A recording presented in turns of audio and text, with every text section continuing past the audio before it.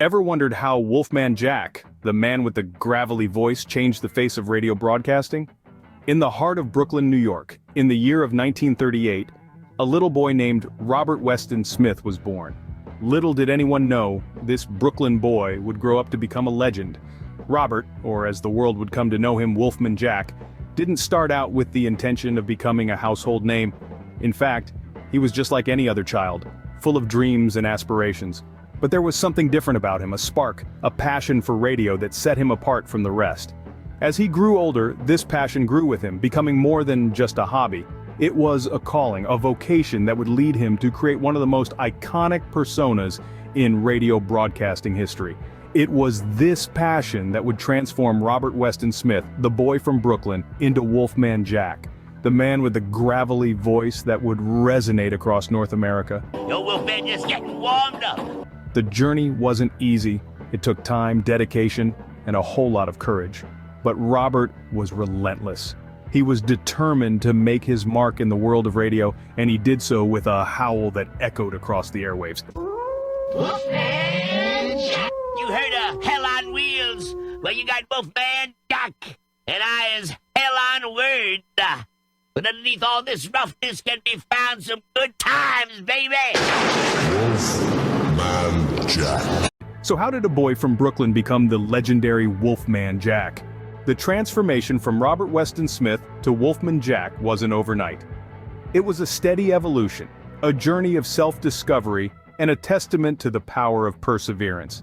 This metamorphosis began in the early 60s when Robert first dipped his toes into the radio broadcasting waters.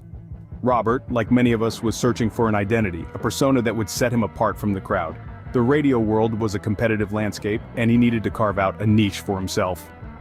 It was in this quest that the persona of Wolfman Jack was born, a character inspired by the popular culture of the time and the intrigue of the unknown. The persona was larger than life, with a voice as gravelly as a country road, and a personality as magnetic as the North Pole. However, the journey was not without its struggles. The early years of Wolfman Jack were a time of trial and error, of finding the right frequency, both literally and metaphorically. The radio waves were crowded and the Wolfman had to find his unique howl. He faced countless rejections, countless closed doors, but he didn't let that deter him. No, he used that as fuel to push forward, to hone his craft, and to perfect his persona. And then came the breakthrough, the opportunity that would change everything. Broadcasting from border blaster stations in Mexico, these stations with their enormous broadcasting power allowed Wolfman Jack to reach a wide audience across North America. Wolfman Jack! We gonna have another passion position for you shortly, so stand by. If you didn't dig passion position number 26, of course we got 39, 62, which we haven't done in a long time, and we're gonna pick one out here and do it for you shortly. His unique voice and charismatic persona were suddenly being heard by millions. It was the break he had been waiting for, the opportunity he had been working towards. Overnight, Wolfman Jack became a household name. His voice, once confined to a small corner of the radio world, was now echoing across the continent. He was no longer just Robert Weston Smith, a struggling disc jockey from Brooklyn. He was Wolfman Jack, the voice of the airwaves, the man behind the howl that captivated millions. But Wolfman Jack wasn't just a name, it was a phenomenon that was about to take the world by storm. From Mexico to the US, Wolfman Jack's voice was about to echo everywhere.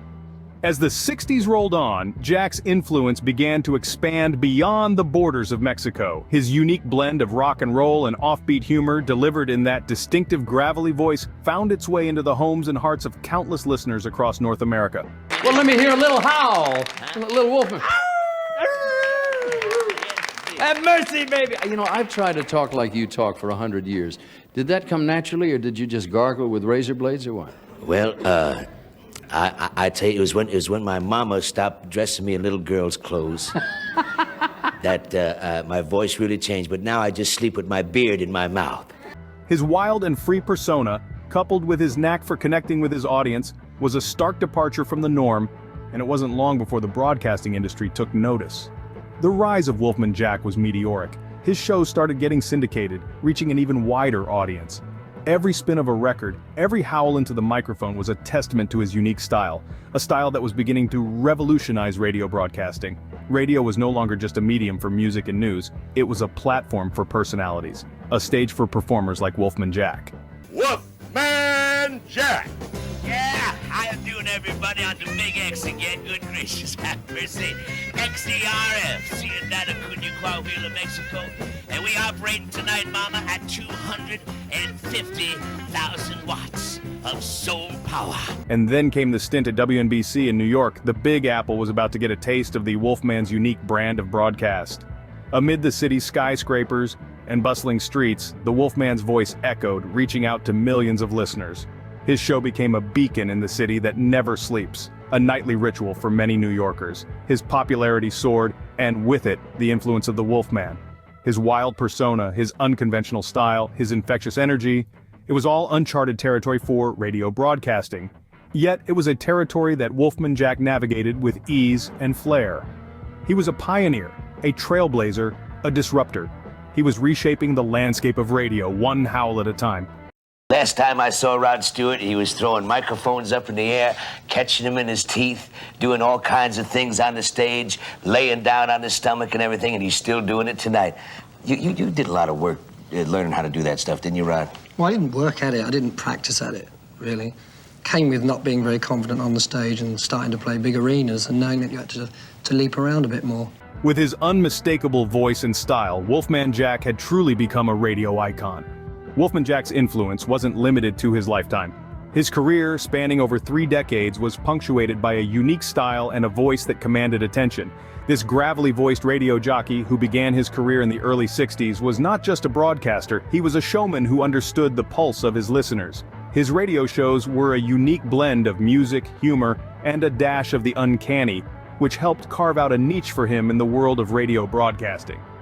His signature growl and howl became his trademark, and his persona of the Wolfman became a symbol of the free-spirited radio of the 60s and 70s. Wolfman Jack! I'm as excited with this next tune as Beethoven was deaf.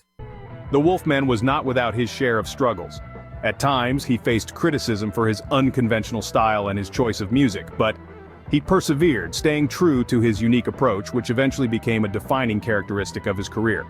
His death on July 1, 1995 marked the end of an era, but not the end of his influence.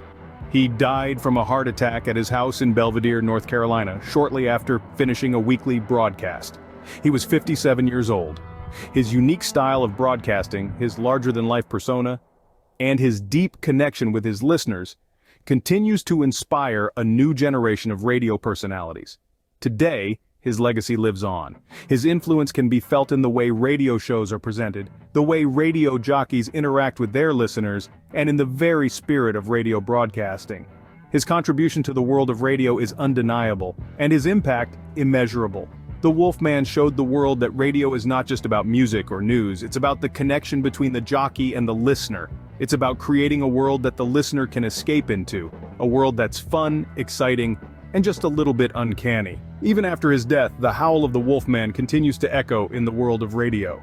In summary, Wolfman Jack, a man, a voice, a legend. A fitting title for a man who redefined radio broadcasting, leaving a trail of influence that echoes to this day.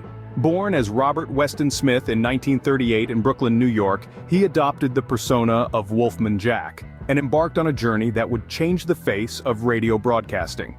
His career began in the early 60s, his distinct gravelly voice quickly becoming a hallmark of his shows. He found a home in the border blaster stations of Mexico, his transmissions reaching far and wide across North America. His popularity soared, and soon he was a household name, a voice recognized by millions, a beacon in the night for his dedicated listeners. With his fame came opportunities, and Wolfman Jack found himself on various stations, even landing a stint at WNBC in New York. His shows were syndicated, his voice heard in homes across the nation, his persona beloved by many. But it was not just his voice that made him a legend, but also his personality, his energy, and his unique approach to broadcasting. His impact on radio broadcasting cannot be overstated. He was a pioneer, breaking boundaries and setting new standards. His distinct style and unmistakable voice inspired countless others in the field, his influence spreading far beyond his own shows. Even after his death in 1995, his legacy lives on, his work still revered and appreciated by many. Wolfman Jack was more than just a disc jockey. He was a trailblazer, a trendsetter, an icon. His contributions to radio broadcasting have left an indelible mark on the industry, his influence felt even today. He was a man who dared to be different, who dared to be himself, and in doing so, became a legend. As we reflect on the life and career of Wolfman Jack, we cannot help but admire his accomplishments, his dedication, and his passion for his craft. His story serves as a testament to the power of individuality, the power of passion, and the power of radio. His life and work have truly earned him a place in the Pantheon of radio broadcasting. And with that, we conclude this entry into the Pantheon. Thank you for watching.